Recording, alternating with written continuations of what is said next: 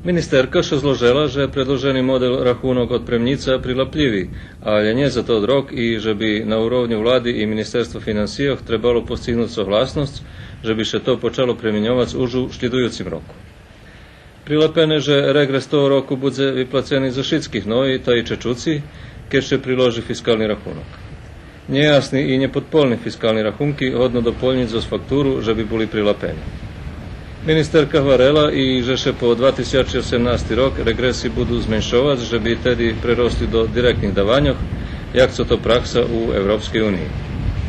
Tiež bude rozpatrená i výmoha parastov o včasnejším termínu obnovy registrácií gazdovstva, zo s čím by še omožlivelo i včasnejšie vypracovanie osnovných stimulácií z boku ministerstva.